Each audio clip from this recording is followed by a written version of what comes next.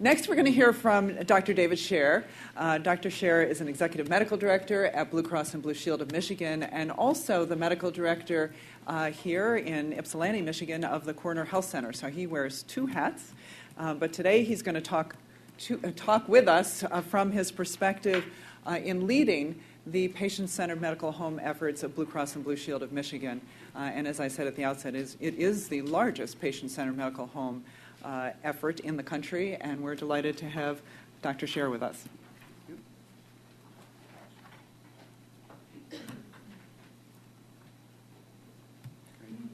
Thanks, Marianne. Thanks, Diane, for teeing it up so nicely. So I'm not going to be talking about the medical home model per se. You've already had a good introduction to that. I'm going to be talking more about the context in which Blue Cross Blue Shield of Michigan is partnering with the provider community in Michigan to implement the medical home model with a set of broad goals, which I'll outline, that we've developed in common. And I'm going to, the context from the Blues perspective is called Our Value Partnership Programs. And those words are chosen because we want to enhance value at a population level, and it really is all about partnership. And it's driven by values, which I think we have identified and hammered out and committed to in common. We being the Blues and our provider partners, and pretty soon other stakeholders in the state, as you'll learn more shortly, are going to be coming together to further this work. So the word we then, as a personal pronoun, it gets a little bit blurred where the Blues end and the providers begin, and so don't worry about it when I use plural personal pronouns. I'm talking about us generally, and I'm not too concerned about who owns what, which I think is an important reflection of the extent to which it really is a partnership that we're talking about. So people tell me I have to have an outline slide, and here it is. And you can read it if you want. I don't think it adds much. More importantly is this cartoon, which I really like. It's the only cartoon I've ever used in a talk, and it says, for those of you who can't read it, these new regulations will fundamentally change the way we get around them. And in my mind, that characterizes the dynamic that's existed between stakeholders in the health system generally, not just in Michigan, but I'd say throughout the country for the last few decades, and explains a lot about why it is that whatever payment system or utilization control mechanism or care control or coordination mechanism that is imposed on the community by a payer tends to be subverted pretty effectively, because when people are told what to do, they tend to take half of their creative energy and put it into sort of defending against the action. And so we had a recognition early on that that dynamic didn't work, and we really need to reframe the relationship and turn it into something that we owned collectively so that there was a sense of full engagement. So the overarching principles then, which were established in active partnership with the provider community, with physician leaders initially throughout the state, go like this. And we didn't actually take these principles to the providers. We developed them in common. So that first, there are natural communities of caregivers which exist. We need to recognize that and build on that. And they need to take responsibility for creating systems that serve the community, that are aimed at achieving improved well-being. That the initial goal is to build community first, not rush to payment solutions. Payment tools or mechanisms are just that. They're tools. They aren't solutions. So that rather than thinking that a payer with its leverage and its resources can control the environment, let's first think, what is it we want to achieve in building community, and then reframe payment in order to support those goals. That what we call, so here's an acronym, OSC, Organized Systems of Care, and I'll get back to that later, but you can exchange that for ACO or Accountable Care Organization. We happen to have been using OSC before we started hearing about ACOs, and there are reasons we use it, which I'll explain in a bit. But it has to be grounded in self-defined communities, that third parties can't be telling the community of providers how to organize itself. That it's essential to harness the intrinsic motivation of providers by giving up control. So I think there's some truths in the notions that when people are acting from a sense of purpose, when they're animated by a clear, explicit purpose, when they have a sense of autonomy or a sense of control over the work that they do and the environment in which they do it, when they have the ability to achieve mastery over their work, that they will put their full energy into the effort. And when you take away any of those, or you don't start with a clear sense of purpose, or you limit autonomy, you're going to diminish what can be accomplished and the extent to which people are engaged. And that all of this has to be aimed at system transformation and performance enhancement in the long run, not just short-term gain. And that incentives and payment reform separate from community and purpose will not succeed.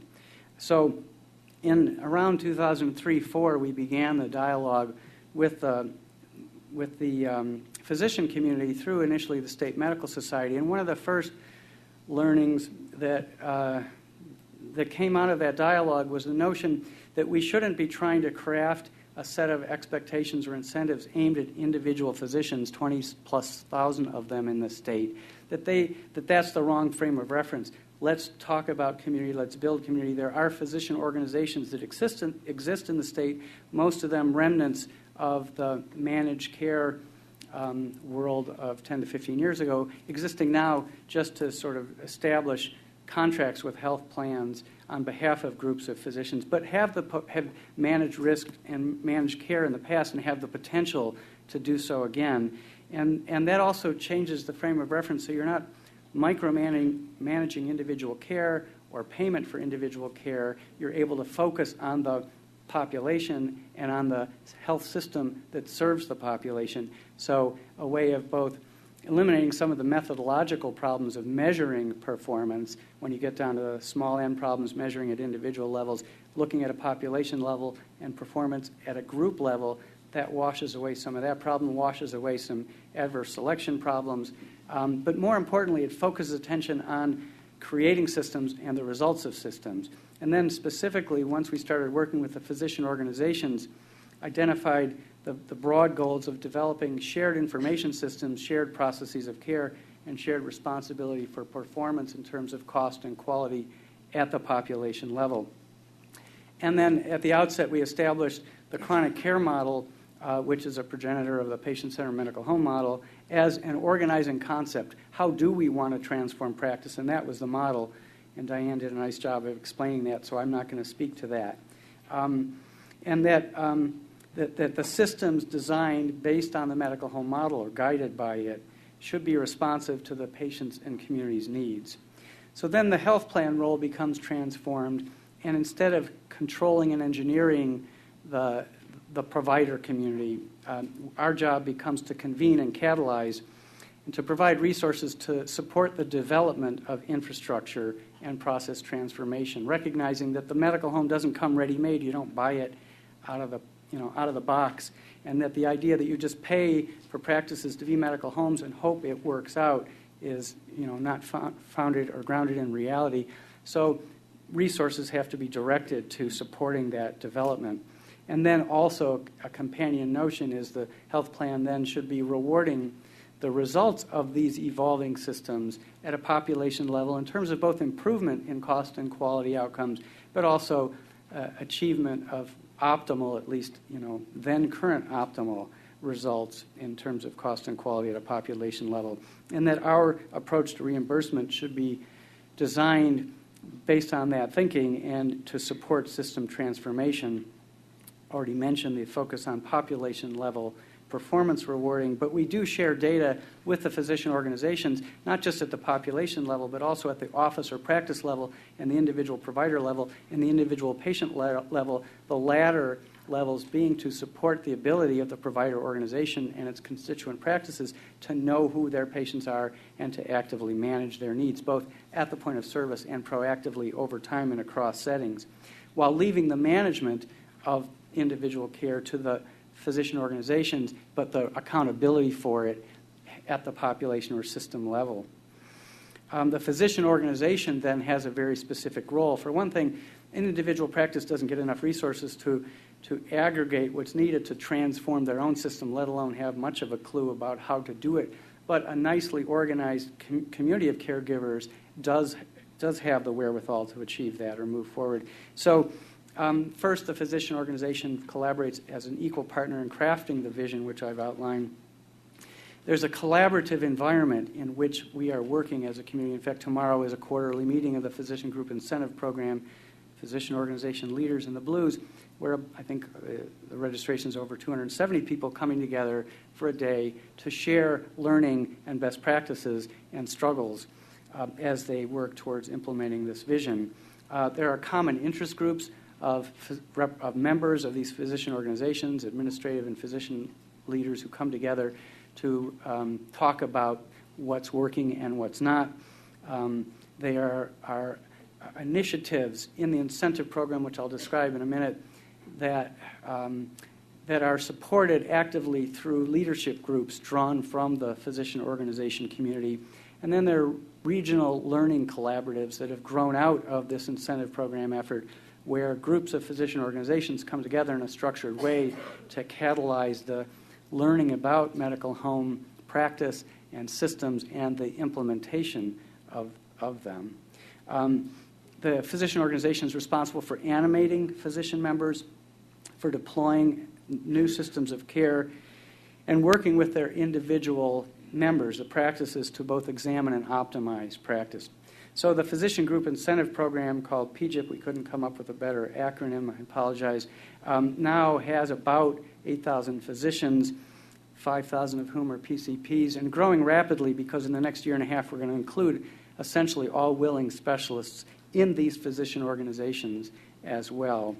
There are 38 physician organizations, but some of them are umbrella organizations, so it's closer to 80 to 100 depending upon how you define them, but they're sort of coalescing into more established and clearly defined groups amongst the smaller ones. While those groups touch over 2 million members in the blue plan, they probably touch more like 6 million members statewide currently when you think about all the other patients they see. And the blues are putting about $100 million, somewhat over that, a year into the program.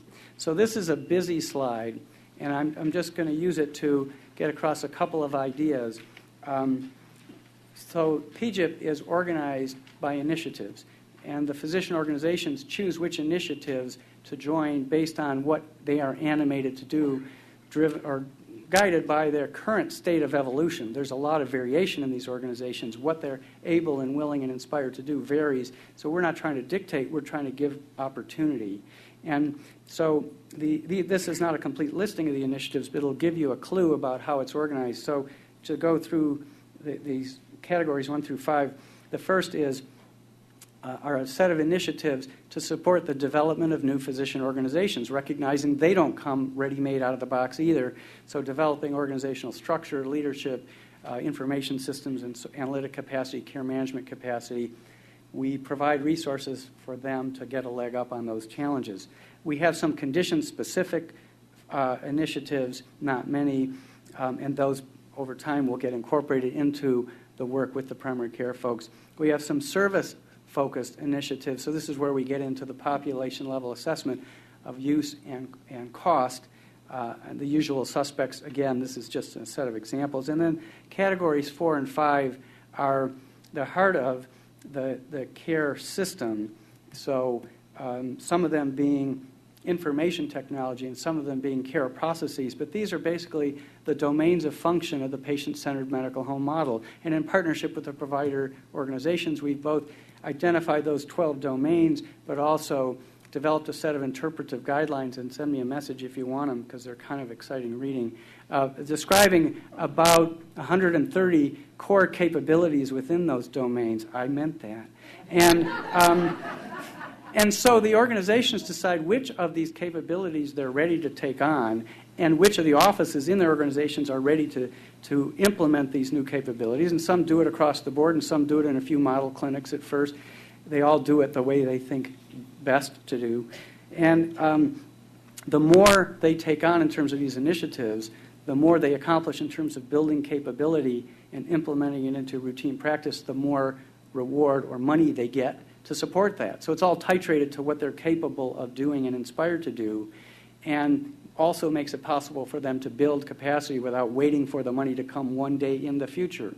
I've put two of these in red because I just want to give a little nod to them specifically. One is the patient-provider partnership. I want everybody here to stand up and turn around and look. At first, folks in the physician organization community said, that's annoying. That is going to be too much trouble. We don't want to do that. That'll be distraction. And while generally I know I said it's a partnership and we don't tell people what to do, I got upset about that. And I said, no, I'm sorry, I'm putting my foot down. You have to do that because if you can't even talk to your patient about what a medical home is and what you're offering and what you expect of them and what the partnership is supposed to be, well, where are you headed with this? And so we said it's there, it's necessary, and do it. And now not that they can choose not to, I suppose, and then they don't get the money. But anyway, most of them did.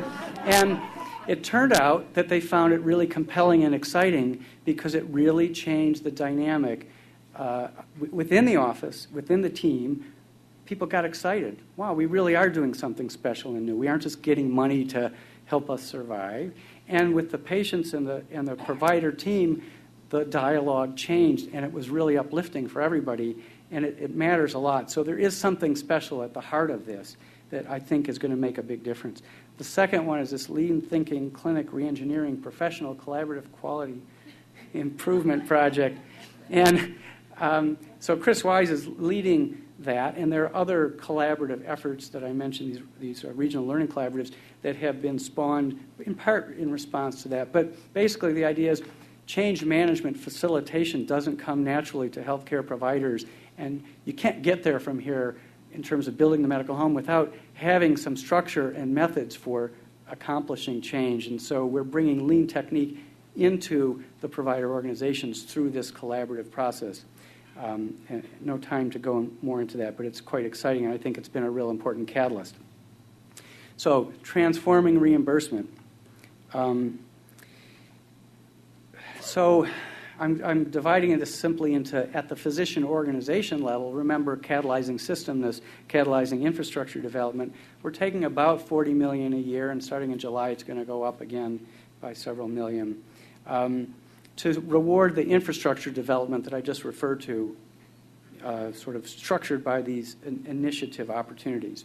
We're rewarding improvement and optimal performance at a population level, another $40 million, at a physician organization level. And then we're providing some payments to currently five physician organizations that step forward saying they are willing to try to do provider-delivered care management, enhanced care management services, offloading it from the health plan, putting it more directly in close proximity to the patient-provider relationship. And we're going to study how well that works. And so that's an example of how we're taking this incentive pool and the relationships we've developed to try out some new things. An idea comes up in short order, we put it into practice, we begin to learn about it. So it's a very flexible, creative environment to develop new capacity and new approaches. And I've already mentioned the lean program. We're also transforming reimbursement at the practice level. So we have a patient-centered medical home designation program when offices are nominated by a physician organization as being, yes, actively involved in the medical home transformation and achieving decent results, and when they've achieved a critical mass of patient-centered medical home capabilities, going back to this set of guidelines describing the capabilities that I mentioned earlier, and involving an approach to validating the attestations of the physician organizations about the office's capabilities vis-a-vis the medical home model, and they've achieved decent results on cost and quality, package that together, the office gets designated as a medical home that's announced to the world of patients and others, and they get an extra 10% payment on their primary care office visit fees. We now have over 500 practices that have been designated and over 3,000 practices that are engaged in working towards that. We recognize that to get the medical team to provide these enhanced care management and self-management support services takes resources. You don't do it just because you want to. And so we're paying through what are called T codes for care management and self-management support, either telephonically or in person, for allied health professionals affiliated with the medical practice to provide patient-specific services in between visits for established chronic illness where there are established management goals. And that's a way of getting the nurses, social workers, nutritionists, et cetera, supported in doing this team-based medical home guided work. And then also, because of the sense of urgency over the cost of care, we're paying medical homes an additional 10% for their office visit fees when they're in a physician organization that's achieved low cost at a population level. So I just described this medical home designation program. You can take this slide home and mount it, but I'm not going to speak about it anymore. Just to give you a clue about the results or the impact, we're very early in this, even though it's been a few years. This is, this is building mountains, and you don't also measure that quickly either. But if you'll just, and I apologize for this being in tabular form, it's not pretty, but it's relatively new, and I haven't changed it. But anyway, if you look at the third row down, ambulatory care sensitive inpatient discharge admission rates, down 25% taking the medical home practices compared to the non-medical home designated practices in the most recent measurement year. We've also essentially flattened the rate of increase, flattened the rate of increase in high-tech radiology, which everybody is concerned about as being a high driver of increasing costs. So clear evidence that medical home practice is making a difference in Michigan, though I admit that the jury's still out on its overall impact. So organized systems of care. This was the vision at the outset. It wasn't just a bunch of discrete medical homes. You use the word neighborhood, but it's the idea that you're linking medical home-based practices, integrating them in terms of shared process and shared information system across settings of care, outpatient, primary specialty, facility, including long-term care, safety net included, and over time, so there's coordination of care. That's the vision. That's what you need to get to good population-level management. And so this organized system of care notion is what we've always been heading towards. The ACO idea turns out to be really convenient for that. In any case, the guiding principles for us, and by the way, the first bullet is my mini definition, but is that the organization exists to serve the community. It doesn't exist to serve itself. It doesn't exist to sustain healthcare entities. If that's the purpose, you're going to lose steam. So an explicit purpose matters. It's all medical home based. It's all patient, all payer solutions, because otherwise, first of all, it's very fragmented if you're playing to different tunes for each payer, but also if you have layered on different systems or processes for patients with different coverage, it's going to be fragmented. The taproots of any kind of process of care that you want to put in place are going to be very shallow if that's your approach. And so from the outset, we've been focused on all practice, all patient solutions, and then accountability for the entire population. That although we don't have our organized system of care initiatives in place yet, we're developing them now. So this is sort of advance notice and not written in stone. But I'm pretty confident we're going to expect a one-to-one relationship between a PCP and an OSC, so that a PCP isn't just joining a whole bunch of organized systems in order to get market share, but really trying to create a system together in partnership with a community of caregivers. But that recognizing that specialists and facilities may have relationships with multiple OSCs. That there's a goal of integration across all these domains, PCP, specialist, facility, that collaboration is key, just as it's been in PGIF for the PCMH initiatives. What we see now is some hospitals with deep pockets buying up practices, specialty and primary care, and it's kind of a land rush to control market, again, not serving a higher purpose and not as likely to achieve our long-term goals, partly because when you buy a practice, the folks in it tend to be less inspired to do the work if it's not really theirs, if they don't have a sense of ownership, efficacy, autonomy. So we really believe that some of this anxiety about the ACO pressure externally is causing some antisocial behavior, which we're trying to stem. Did I say that diplomatically? Then there's a before-the-fact responsibility for creating the processes and information systems to achieve these broad goals, and then after-the-fact accountability for results at a population level, which is why we're sticking to this OSC term, because it emphasizes organizations and systems, accountability being part of the deal, not saying it's an accountable care organization as if that's the deal in total, because that's emphasizing sort of stakeholder entity concerns more than population or consumer concerns. And then a key goal is right-sizing facility and specialist capacity, but doing it in a way that assures a glide path so they aren't cut off at the knees, but they stop becoming the hamsters on the wheel of volume production and start right-sizing their capacity and becoming experts who advise and guide patients and primary care folks rather than just live off of volume. So we're in the process of developing organized system of care initiatives, first to support infrastructure going beyond the medical home to the whole system. Specialists will be involved in some of the medical home initiatives that derive from the PCMH domains of function. And then organizations, physician organizations becoming nascent OSCs, will get some support for developing OSC operational capacities, extended processes of care across systems, and for an extended ability to manage use, cost, and quality. I'm going to skip this slide in the interest of time, but we're working towards an analogous OSC designation program, but this is totally on the drawing board, and don't take that as a done deal. There are some challenges that we know are ahead. A couple of them I wanted to call attention to is the need to build the organization or OSC capacity, not just assume it exists and hope it works out. To focus on wholesale accountability, not retail accountability, meaning a lot of the talk about ACOs is we're going to have episode payment and bundle payment for individual patients in the ACO. That's going to be a sorcerer's apprentice. It'll be a nightmare except for a few things like cabbage surgery. Measure the efficiency and volume of episodes at a population level, hold the community responsible for that. That's going to be a much more viable approach, I think. And then emphasize the essential need to be judicious stewards of resources and providers of high-quality care.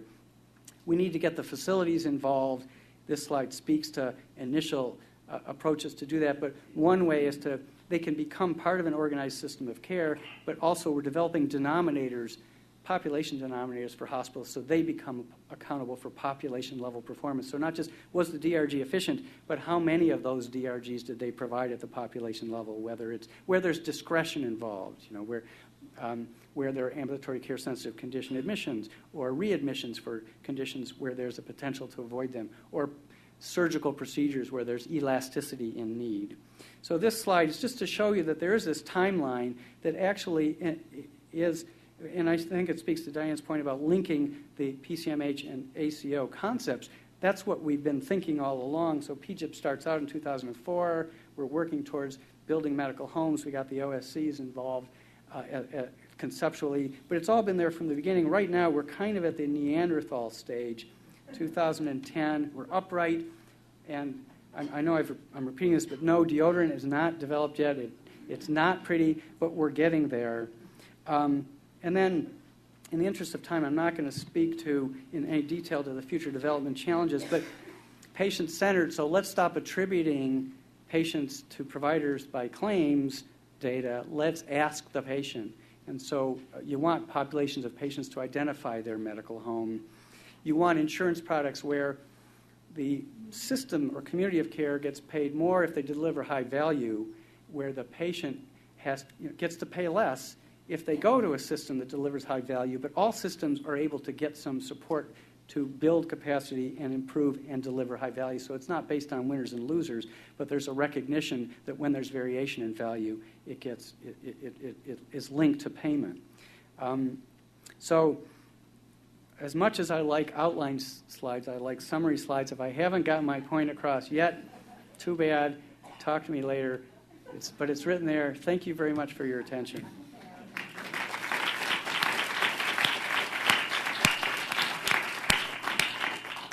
Thank you, David. I think you have been at this too long, David, if you think those interpretive guidelines are really good reading. But I recommend them to the rest of you if you need a little sleep aid. Non-addictive. Yeah. And I should say that just before the symposium started, Blue Cross and Blue Shield of Michigan was awarded the Best in Blue award from the Blue Cross Blue Shield Association for their work in the patient-centered medical home and the PGIP initiative, and I think you can see why. It was really a great achievement on behalf of David and the team. Gene